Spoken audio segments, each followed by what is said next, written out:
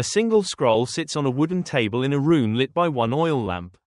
Someone unrolls it slowly. The parchment is old. The ink has faded to the color of dried blood.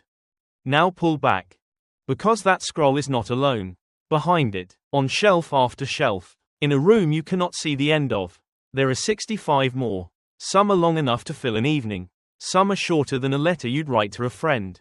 Some were written by kings. One was written by a doctor.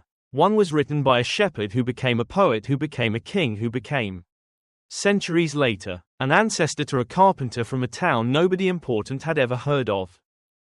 You have probably read pieces of this library. A verse here, a psalm at a funeral, a parable in a sermon. But here's what almost nobody sees until someone shows them. This is not a list of ancient books. This is not a religious syllabus. This is not homework you were assigned in a classroom you didn't choose to be in.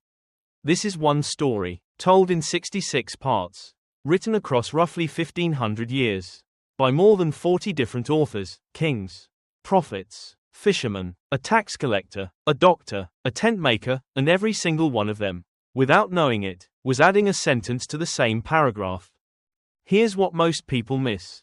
Very early in this library, in its second and third chapters, something breaks. A garden, a trust, a relationship between the people who were made and the one who made them. And right there, in the wreckage, God says something strange. He says that one day, a descendant of the woman standing in front of him will crush the head of the serpent that just ruined everything. That's it. One sentence. Almost a throwaway line if you're reading fast. But hold on to it, because 65 books from now, on a rock in the middle of the sea, an old man is going to see exactly how that sentence gets finished. We'll get there, but not yet. Right now, you need to understand the family this story starts with, because before there's a nation, before there's a king, before there's a temple or a prophet or a cross, there is just one man, standing in front of a bush that is burning and somehow not burning up. Hearing his name called twice. Moses is 80 years old. He has spent the last 40 of them doing nothing more exciting than herding sheep for his father-in-law in the wilderness of Midian. He used to be somebody, raised in Pharaoh's own household, trained in the language and the politics of the most powerful empire on earth. Then he killed a man, ran for his life, and disappeared into the desert to become nobody. And then a bush starts burning. Not unusual. In itself, the desert is dry. Things catch fire. What's strange is that this one doesn't stop. Moses walks closer to look, and a voice comes out of the flame and says his name. Twice. Moses, Moses. You can imagine what that does to a man who thought his story was already over. The voice tells him he has a name, 3 Hebrew letters that mean something like, I am who I am, a name too holy for the Israelites to even say out loud for the next 1,000 years, and that Moses is going back to Egypt to free an entire enslaved nation with nothing but a walking stick and a stutter. This is where the whole library actually begins to move. Go back one book, to the very first word of the very first page, in Hebrew. That word is Bereshit, in the beginning, and you'll find a family, Abraham, Isaac, Jacob, 12 sons. By the time you reach the burning bush, that family has become a nation of slaves. Genesis builds the family, Exodus frees them, Leviticus tells them how to live as a holy people instead of just an escaped one. Numbers wanders them through the wilderness for 40 years because they refused to trust the God who freed them. And Deuteronomy is Moses, near the end of his life, standing on a mountain, giving one last sermon to the children of the generation that died in the desert. 5 books, one nation, built out of one family, forged in slavery and freed by a voice in a fire. But it gets stranger. Because a nation with laws still isn't a nation with a home. Joshua leads them into the land God promised. Judges shows you what happens when everyone does whatever feels right in their own eyes, and it is not pretty. It's violence, chaos, and cycles of people forgetting the God who rescued them, over and over. And in the middle of that mess, in a famine, a woman named Ruth, not even an Israelite, a Moabite, an outsider, watches her husband die and could easily go home to her own people and start over. Instead she looks at her grieving mother-in-law, Naomi, and says words that are still read at weddings 3,000 years later, where you go. I will go, your people will be my people, and your God will be my God. There's a Hebrew word for what Ruth is doing. It's hesed, loyal love. The kind that doesn't quit when quitting would be easier. It's the same word used again and again, for how God treats Israel even when Israel doesn't deserve it. Ruth becomes the great-grandmother of a shepherd boy named David. Pay attention to that detail. It matters more than it looks like it should. Because David is where this section of the story finally lands. He's the youngest of 8 brothers. Small enough that nobody thought to call him in from the fields when the prophet Samuel came looking for Israel's next king. He kills a giant with a sling. He writes songs in caves while running for his life from a jealous king. And eventually, he becomes the king himself, the greatest one Israel will ever have. And one night, David tells the prophet Nathan he wants to build God a house, a temple. God's answer flips it around completely. He tells David, through Nathan, that instead of David building God a house, God is going to build David a house, a dynasty, a throne, a promise that David's line will rule forever. Forever is a big word for a king who is going to die like every other king. Stay with me, because that promise doesn't disappear. 1st and 2nd Kings, 1st and 2nd Chronicles, they show you that promise getting tested against a long, messy parade of good kings and terrible kings. Ezra and Nehemiah show the temple and the walls of Jerusalem being rebuilt after everything collapses in exile. Esther shows a Jewish queen in a foreign palace, saving her people from annihilation without God's name even being mentioned once in the whole book, because sometimes he works loudest in the silence. Here's what most people miss about this entire section. From Genesis to Esther, it's not really the story of a nation. It's the story of a promise looking for someone to keep it. A family, a freed people, a loyal outsider, a shepherd king, a throne that gets promised forever. And it's not over, not even close. So look at what you've got so far. A promise planted in a garden. A family that becomes a nation. A nation that gets a king. A king who gets a promise that his throne will last forever. Here's the part nobody tells you. Every single book from here to the end of this video is going to circle back to that one unfinished promise. If you want to see exactly how it gets kept, and where that garden promise from the very beginning finally lands, stay to the end. Because it is not what most people expect. And if this is connecting some dots for you already, hit subscribe now, because we're only about a third of the way into one of the most tightly woven stories ever written. Before the story turns to prophets and kingdoms falling apart, it pauses, and it asks the questions you actually ask. In the middle of the night, when nobody else is listening, Job asks why good people suffer, and never really gets a clean answer, just God himself, showing up out of a whirlwind, reminding Job how small he is and how big the universe is. And somehow that's enough. Psalms is 150 songs and prayers, written mostly by David, that cover every emotion a human being can feel toward God: rage, doubt, gratitude, terror, joy, sometimes all in the same page. Proverbs hands you sharp wisdom for daily life. Ecclesiastes is written by someone who tried everything: wealth, pleasure, wisdom, work, and concluded that none of it means anything without God at the center. And Song of Songs is, of all things, a love poem, celebrating romantic love as something good, not something to be embarrassed about. 5 books, not history, not law, just the raw, honest questions of the human heart, sitting right in the middle of the library, refusing to let the story get too tidy. And then it gets heavier. Because the kingdom David built is not going to last the way everyone hoped.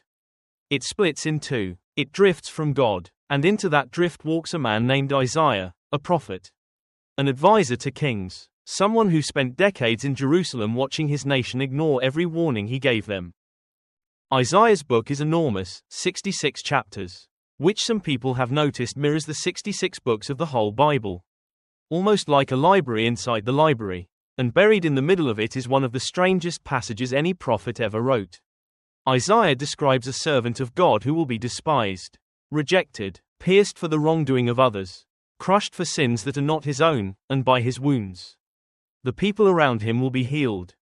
Here's what most people miss about that passage. Isaiah wrote it roughly 700 years before anyone would ever be crucified. He is not describing an event he witnessed. He is describing an event he could not possibly have seen. In language so specific it reads less like prophecy and more like memory of something that hasn't happened yet. Hold that thought. We are coming back to it. Because after Isaiah, the warnings keep coming, and they get darker. Jeremiah watches Jerusalem fall to Babylon and writes an entire book, Lamentations, that is just grief. Unfiltered grief over a city he loved. In ruins. Ezekiel gets visions so strange, wheels within wheels. Valleys of dry bones standing back up, that they still confuse readers today. Daniel gets thrown into a lion's den for refusing to stop praying. And survives to write some of the most detailed prophecy in the entire Bible. And then there are 12 more, the ones people call the minor prophets. Not because they're less important, but because their books are shorter. Hosea marries a woman who keeps leaving him, as a living picture of how God feels about a people who keep leaving him. Jonah runs from God's call, gets swallowed by a great fish, and still ends up angry that God shows mercy to people Jonah thinks don't deserve it. Micah promises that a ruler will come out of a small, forgettable town called Bethlehem. Malachi, the very last book of the Old Testament, ends with a promise of a messenger who will come before the day of the Lord, and then the library goes silent. For 400 years. No new scroll gets added.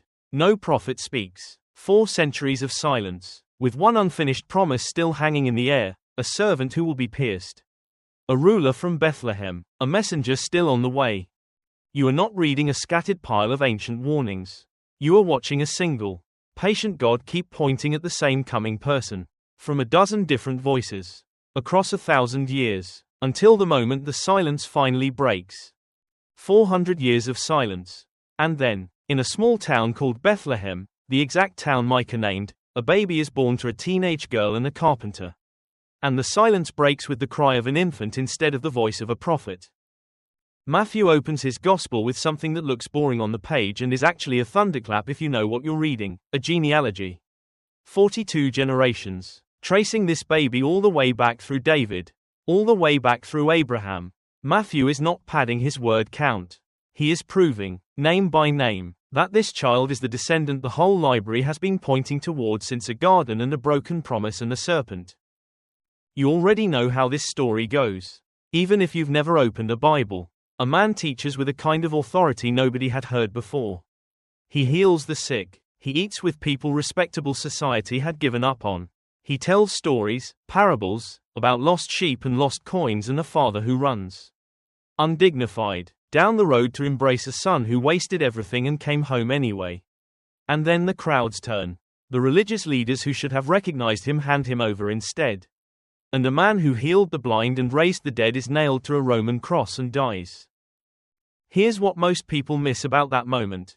The Jewish historian Josephus, writing decades later and with no reason to help anyone's religious agenda, confirms that a man named Jesus was crucified under the Roman governor Pontius Pilate, which means this is not a legend floating free of history.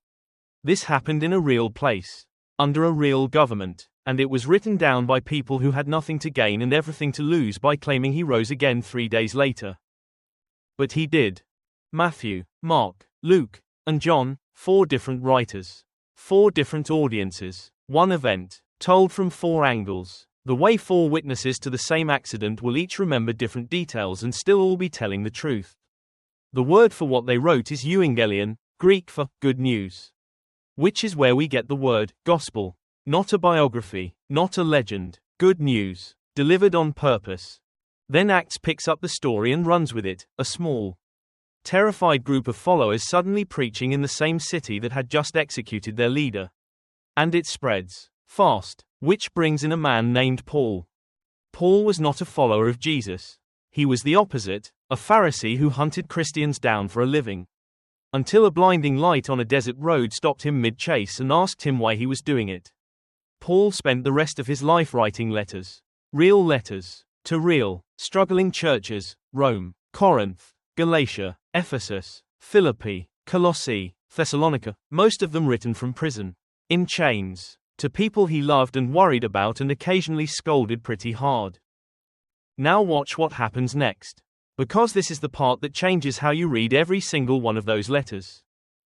Think about finding a box of letters your parent or grandparent wrote decades before you were born. You weren't the person they were addressing. And yet, reading them, something in you says, this was written for me too. That's what it feels like to open Romans, or Ephesians, or Philippians. 2,000 years later, Paul didn't know your name, but he was writing about a love that, in his words, nothing, not death, not life, not anything in all creation, is able to separate you from. He was writing toward you the whole time. After Paul's letters come a handful more: Hebrews, James, Peter's letters, John's letters, Jude, written by other early leaders, reinforcing the same message from different angles. Hold on. Keep believing. Love each other. The story isn't finished yet. And then, finally, the last book, the strangest one, written by an old man named John, the last of the original 12 disciples still alive, exiled by the Roman Empire to a small, rocky island in the middle of the Aegean Sea called Patmos, for the crime of refusing to stop talking about Jesus. The book is called Revelation, but that's actually a translation of one Greek word, apocalypsis, which doesn't mean the end of the world. It means unveiling, a pulling back of the curtain. And there, alone on that rock, John falls on his face before a vision so overwhelming he says he looked like a dead man. The same voice that once spoke from a burning bush to Moses. The same voice that promised David a throne. The same voice Isaiah heard whisper about a pierced servant, speaks to John, and near the end of the vision, John sees something that should stop you cold if you've been paying attention this entire time. A garden, restored, a tree of life, no more curse, God, dwelling with his people, face to face, the way it was in the very beginning, before anything broke. This is not a coincidence buried at the back of an old book. This is not a strange, unrelated ending tacked onto a library that had nothing to do with it. This is the exact promise made in Genesis, chapter 3, that a descendant would crush the serpent's head, finally. Completely, kept, 65 books after it was planted, on a rock in the middle of the sea. An old man watches the garden get put back together. So here's what you actually just watched, condensed into 3 things worth carrying with you. First, the truth. The Bible is not 66 random books that got bound together by accident. It is one story, with one Throcklan, written across 15 centuries by dozens of authors who never met each other and somehow never contradicted the plot. A promise made in a garden, carried by a family, attached to a throne, whispered by prophets, kept by a carpenter from Bethlehem, sealed on a rock in the sea. Second, what that means for you. If the whole library is one letter, written toward one moment, then you are not an accident who wandered into someone else's ancient religious argument. You are the reader it was always going to reach. Every promise, every warning, every love song and lament and vision was aimed at a moment just like this one, someone, somewhere, finally paying attention. Third, and this is the one that should actually sit with you tonight. The story didn't end with everything fixed and everyone comfortable. It ended with a garden restored and an invitation still open. Which means the unfinished part of this story, the part where the promise meets your life specifically, hasn't been written yet. That page is still blank. And you're the one holding the pen. Which book, when you finally understood what it was really about, hit you differently than you expected? Tell me below. I read every one. 66 books, one story, and somehow, after 1500 years, it still isn't finished telling itself.